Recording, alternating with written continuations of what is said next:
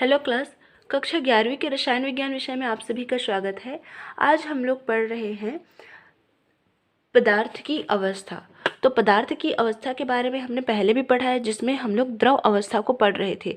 द्रव अवस्था क्या होती है, द्रव के गुण के बारे में भी पढ़ चुके हैं, है ना। इससे पहले पृष्ठ तनाव को भी पढ़े हैं। श्यानता भी, पृष्ठ तनाव और श्यानता ये दोनों ही क्या है, आपके द्रव के गुण के अंतर्गत ही आते हैं। ठीक, तो अब हम लोग देखते हैं श्यानता क्या है। द्रव में बहने का अभिलाक्षणिक गुण पाया जाता है। इनमें से कुछ द्रव जो होते हैं तेजी से बहते हैं, तो कुछ द्रव क्या होते हैं धीरे धीरे बहते हैं। प्रवाह की दरों में भिन्नता श्यानता या विस्कासिता के कारण होती है। श्यानता या विस्कासिता वस्तुतः द्रव के प्रवाह में प्रतिरोध है। श्यानता भी अंतर आणविक बलों से संबंधित गुण है। मतलब क्या है, द्रव में क्या होता है, बहने का गुण होता है, लेकिन इनमें से कुछ द्रव ऐसे होते हैं जो तेजी से बहते हैं, लेकिन कुछ द्रव क्या होते हैं धीरे धीरे बहते हैं, है ना। तो जो द्रव है वो एक द्रव क्या हो तेजी से बह रहा है, लेकिन दूसरा द्रव धीरे धीरे बह रहा है, तो इसका कारण क्या है, इसका कारण है श्यानता। श्यानता और विस्कासिता ये ऐसे गुण हैं जो क्या करते हैं, जो बहने की प्रवृत्ति है द्रव में उसको क्या करते हैं, कम करते हैं। श्यानता और विस्कासिता क्या है, जो बहने की जो प्रवृत्ति है द्रव में उसको क्या करती है, कम करती है। जिसमें श्यानता ज़्यादा होगी उसमें क्या है, बहने की प्रवृत्ति कम होगी। जिसमें श्यानता कम होगी उसमें बहने की प्रवृत्ति ज़्यादा होगी। जैसे कि उदाहरण देखिए, पानी और हनी, शहद का। तो पानी के में श्यानता क्या होती है, कम होती है, इसी कारण पानी जो होता है जल्दी से बह लेता है। लेकिन जो आपकी शहद है, हनी है, उसमें श्यानता क्या होती है, अधिक होती है, इसी कारण वो क्या होता है धीरे धीरे बहता है ना। तो ये हो गई आपकी श्यानता। श्यानता एक विस्कासिता और श्यानता एक गुण होता है जो द्रव के प्रवाह को में क्या करती है, प्रतिरोध उत्पन्न करती है। ठीक, आगे देखें तो यदि किसी द्रव को एक नली से गुजारा जाए तो पाया जाता है कि द्रव के सभी भाग में वेग समान नहीं होता है। किसी द्रव को एक पतली नली से हम लोग गुजार रहे हैं, मान लेते हैं केश नली से गुजार रहे हैं, तो द्रव के जितने भाग हैं उसके सभी भाग में वेग क्या होगा, समान नहीं होगा। यदि द्रव की भिन्न भिन्न परतों का अनुमान किया जाए, जो द्रव है, कोई द्रव है उसमें अलग अलग से परत को हम लोग उसका अनुमान लगाएं, तो क्या होता है, तो जो नली के संपर्क में आने वाली परत होगा उसका प्रवाह क्या होगा, लगभग स्थिर होगा। ठीक है, जो परत नली के संपर्क में है उसका प्रवाह क्या होगा, स्थिर होगा। जैसे कि नीचे की ओर जाने पर प्रवाह क्या होता है, क्रमशः बढ़ता जाता है। अलग अलग परतों में द्रव के प्रवाह के वेग में भिन्नता के कारण आंतरिक घर्षण उत्पन्न होता है। अलग अलग परत में जो द्रव है उसके अलग अलग परत में प्रवाह क्या हो रहा है, अलग अलग हो रहा है ना, अलग अलग हो रहा है, तो जिसके कारण आंतरिक घर्षण उत्पन्न होता है जो प्रवाह में बाधा उत्पन्न करती है। यही घर्षण बल दूसरी परत के प्रवाह में प्रतिरोध उत्पन्न करता है और जो श्यानता या विस्कासिता कहलाती है। मतलब इसको देखिए उदाहरण के द्वारा, किसी द्रव को हम लोग पतली नली से गुजार रहे हैं, ठीक है, कोई द्रव क्या है, पतली नली से गुजर रही है, तो क्या होता है, द्रव के सभी भाग जो है समान वेग से गति नहीं करेंगे। ऐसा नहीं है कि द्रव का प्रत्येक भाग समान वेग से गति कर रहा है इस नली के अंदर, ऐसा नहीं होता है। द्रव के अंदर क्या होंगे, अलग अलग परत होंगे, क्या होंगे, अलग अलग परत होंगे, और उनके प्रवाह का वेग भी क्या होगा, अलग अलग होगा, क्या होगा, भिन्न भिन्न होगा। ठीक, तो क्या होता है, जो द्रव नली के संपर्क में रहेंगे उनका प्रवाह स्थिर होगा, कम होगा। जो द्रव नली के संपर्क में है, मतलब द्रव का जो परत नली के संपर्क में है उनका प्रवाह धीमे गति से होगा, और जो परत नली के संपर्क में नहीं है उनका प्रवाह क्या होगा, तेज गति से होगा। तो इस तरीके से जो परत है उनमें क्या है, जो द्रव का परत है उनमें क्या हो रहा है, अंतर, उनके प्रवाह का जो वेग है, उनके प्रवाह का जो वेग है उसमें अंतर हो रहा है, उसके वेग में अंतर हो रहा है ना। इसके कारण क्या होता है, एक परत दूसरे परत में घर्षण उत्पन्न करता है। एक परत जो है आपका, एक परत जो है दूसरे परत में घर्षण उत्पन्न कर रहा है, और इस आंतरिक घर्षण के कारण जो होता है, एक परत दूसरे परत के प्रवाह को रोक देता है। इसे ही हम लोग श्यानता या विस्कासिता कहते हैं। मतलब एक परत के द्वारा दूसरे परत के प्रवाह को रोका जाना, या फिर दूसरे प्रवाह के प्रवाह में दूसरे पर्त के प्रवाह में प्रतिरोध उत्पन्न करना ही विस्कासिता या श्यानता है। ठीक, जैसा कि यहाँ पे द्रव के पर्त के बारे में बताया गया है, तो यहाँ पे जो है ये वाले पर्त द्रव के संपर्क में रहेंगे, ऊपर वाले पर्त भी द्रव के संपर्क में रहेंगे, तो ये क्या है, इनमें प्रवाह क्या होगा, कम होगा। लेकिन बीच वाले पर्त क्या है, द्रव के संपर्क में नहीं आएंगे, तो उनका प्रवाह क्या होगा, अधिक होगा, है ना। तो ये है आपकी श्यानता। द्रव में क्या होते हैं, जब हम लोग द्रव को किसी नली में गुजारते हैं तो द्रव में क्या होते हैं, अलग अलग पर्त होते हैं, और इन अलग अलग पर्त का प्रवाह का वेग क्या होता है, समान नहीं होता है, क्या होता है, भिन्न भिन्न होता है ना। तो एक पर्त जो दूसरे पर्त पर आंतरिक घर्षण उत्पन्न करते हैं, और क्या होता है, एक पर्त दूसरे पर्त के प्रवाह में क्या करता है, प्रतिरोध उत्पन्न करता है। ठीक, तो इस तरीके से एक पर्त द्वारा दूसरे पर्त के प्रवाह में प्रतिरोध उत्पन्न किया जाना ही श्यानता या विस्कासिता कहलाता है। ठीक, तो ये है आपकी श्यानता या फिर विस्कासिता। अब देखेंगे श्यानता गुणांक। तो क्या होता है, ये एक द्रव है जिसके अलग अलग पर्त हैं, इसी पर्त के माध्यम से इस श्यानता गुणांक को हम लोग समझेंगे। ठीक, श्यानता गुणांक को विस्कासिता गुणांक भी कहेंगे ना। इकाई दूरी पर स्थित दो समांतर परतों में, जिसमें प्रत्येक का क्षेत्रफल 1 वर्ग सेंटीमीटर है, ये है इकाई दूरी, ये एक पर्त है, इसी को हम लोग इस विस्कासिता गुणांक के लिए उदाहरण के रूप में ले रहे हैं। ठीक, तो इकाई दूरी पर स्थित दो समांतर पर्त, ये एक पर्त, ये दूसरा पर्त, तो ये दोनों क्या है, एक दूसरे से इकाई दूरी पर स्थित है।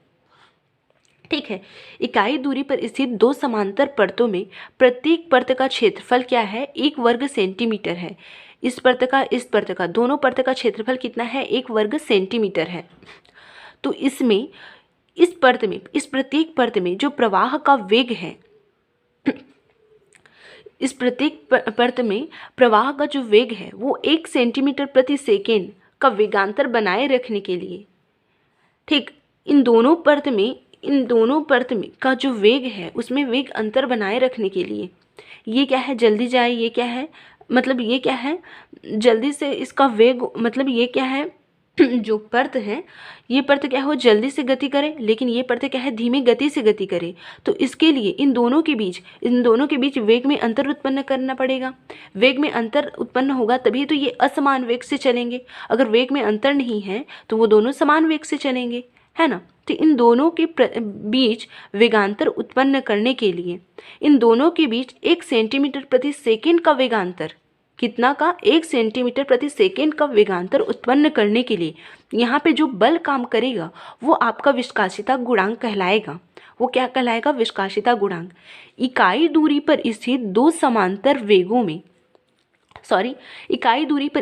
समांतर पर्त में, ठीक, इकाई दूरी पर क्या है, 2 समांतर पर्त हैं, ठीक, और इनमें प्रत्येक पर्त का क्षेत्रफल कितना है, 1 वर्ग सेंटीमीटर है, 1 वर्ग सेंटीमीटर। इस पर्त का भी, इस पर्त, दोनों पर्त का वर्ग क्षेत्रफल कितना है, दोनों पर्त का क्षेत्रफल 1 वर्ग सेंटीमीटर है।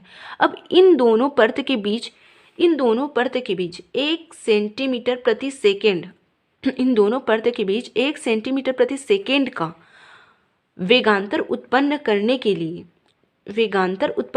लिए जो यहाँ पे आवश्यक बल है, यहाँ पे जो बल काम करेगा, जितनी बल की यहाँ पे आवश्यकता हो रही है, वही आपकी विस्कासिता गुणांक कहलाएगी। क्या कहलाएगी, विस्कासिता गुणांक कहलाएगी। इकाई दूरी पर, ये किसी द्रव का पर्त है ना, द्रव में अलग अलग पर्त होते हैं, उसी के बारे में हम लोग बात कर रहे हैं यहाँ पे। तो द्रव में 2 पर्त को हम लोग यहाँ पे लिए हैं जो इकाई दूरी पर स्थित हैं, और प्रत्येक पर्त का जो क्षेत्रफल है 1 वर्ग सेंटीमीटर है। अब इन दोनों परतों के बीच 1 सेंटीमीटर प्रति सेकेंड का वेगांतर उत्पन्न करना है। तो इसमें इन दोनों के बीच 1 सेंटीमीटर प्रति सेकेंड का वेगांतर उत्पन्न करने के लिए यहाँ पे जितने बल की आवश्यकता है वही विस्कासिता गुणांक कहलाएगी। ठीक, तो जो आपका जो क्या है, श्यानता है, श्यानता को हम लोग ईटा अक्षर से प्रदर्शित करते हैं। श्यानता को हम लोग कौन से अक्षर से प्रदर्शित करते हैं, ईटा अक्षर से। ये क्या है, आपकी ईटा। श्यानता को हम लोग कौन से अक्षर से प्रदर्शित करते हैं, ईटा, इसको याद रखिएगा। अब देखेंगे श्यानता को प्रभावित करने वाले कारक को। श्यानता को प्रभावित करने वाले कारक को देख रहे हैं, तो पहला है अंतरा अणुक आकर्षण बल। अगर अंतरा अणुक बल के प्रबल होने पर द्रव की सांद्रता क्या होती है, अधिक होती है, क्योंकि ये बल अणु के प्रवाह में बाधा उत्पन्न करते हैं। अगर द्रव के अंदर में, द्रव का जो परत है उन द्रव के अंदर में ना अंतरा अणुक बल क्या है, प्रबल है, तो सांद्रता क्या होगी, अधिक होगी। दूसरा है आपका अणु भार। सामान्यतः अणु भार में वृद्धि होने पर द्रव की सांद्रता भी बढ़ती है। अगर अणु भार है, अणु का भार क्या है, बढ़ रहा है, तो द्रव की सांद्रता भी क्या होगी, बढ़ेगी। तीसरा है अणु की संरचना। छोटे व सममित अणु वाले द्रव की अपेक्षा असममित अणु वाले द्रव, छोटे द्रव की अपेक्षा जो बड़े आकार के जो द्रव होंगे, छोटे अणु वाले द्रव की अपेक्षा बड़े अणु वाले द्रव जो होते हैं उनमें सांद्रता अधिक होती है। छोटे आकार के जो अणु होंगे उनमें सांद्रता कम होगी, लेकिन जो बड़े आकार के अणु वाले जो द्रव होंगे उनमें सांद्रता अधिक होगी। ताप। किसी द्रव की सांद्रता ताप वृद्धि के साथ घटती है। ताप बढ़ाएंगे तो, अगर ताप बढ़ा रहे हैं तो द्रव में गति क्या होगी, बढ़ेगी, मतलब गतिज ऊर्जा क्या होगी, बढ़ेगी। गतिज ऊर्जा बढ़ेगी तो सांद्रता अपने आप कम होगी। ताप, अगर द्रव का ताप बढ़ा रहे हैं तो द्रव की गतिज ऊर्जा बढ़ती है, गतिज ऊर्जा बढ़ती है तो सांद्रता अपने आप क्या होती है, कम होने लगती है। आगे है आपका दाब। दाब बढ़ाने से सांद्रता प्रायः बढ़ जाती है। अगर दाब बढ़ा रहे हैं, जो द्रव है उसका दाब हम लोग बढ़ा दिए, पहले दाब द्रव इतने नली में गुजर रहा था, ठीक है, उसकी केस नली क्या थी, पहले जो मान लेते हैं द्रव क्या है, पहले मोटी नली में गुजर रहा था तो वहाँ पे सांद्रता अधिक होगी, लेकिन अगर नली को और पतला कर दिए तो वहाँ पे सांद्रता क्या होगी, और अधिक होगी, ठीक है। अगर एक थोड़ी मोटी नली में अगर द्रव को गुजार रहे हैं तो वो सांद्रता क्या होगी, वहाँ पे कम होगी, लेकिन अगर पतली नली में, बहुत ही पतली नली में द्रव को गुजार रहे हैं तो वहाँ पे दाब बढ़ेगा, दाब बढ़ेगा तो सांद्रता भी क्या होगा, बढ़ेगा, ठीक। लेकिन अगर एक दाब को बहुत अधिक बढ़ा दें, हम लोग दाब को बहुत ही ज़्यादा बढ़ा देंगे तो वहाँ पे सांद्रता बढ़ने की बजाय कम होने लग जाती है, ठीक। तो ये है आपका सांद्रता को प्रभावित करने वाले कारक। अंतरा अणुक आकर्षण बल, अणु भार, अणु की संरचना, ताप, दाब। दाब बढ़ाएंगे तो सांद्रता क्या होगी, दाब बढ़ाएंगे तो सांद्रता बढ़ेगी, लेकिन दाब को बहुत अधिक रख रहे हैं, दाब को बहुत अधिक रख रहे हैं तो सांद्रता घट जाएगी। ताप बढ़ाएंगे तो सांद्रता कम होगी। अणु की संरचना। अगर अणु का आकार बड़ा है तो सांद्रता भी क्या होगा, ज़्यादा होगा। अगर अणु का आकार छोटा है तो सांद्रता क्या होगा, कम होगा। अगर द्रव का अणु भार ज़्यादा है तो सांद्रता भी ज़्यादा होगा। अंतरा अणुक बल अगर प्रबल है, द्रव के बीच अंतरा अणुक बल अगर प्रबल है तो वहाँ पर भी सांद्रता ज़्यादा होगा। तो ये है आपके सांद्रता को प्रभावित करने वाले कारक, ठीक।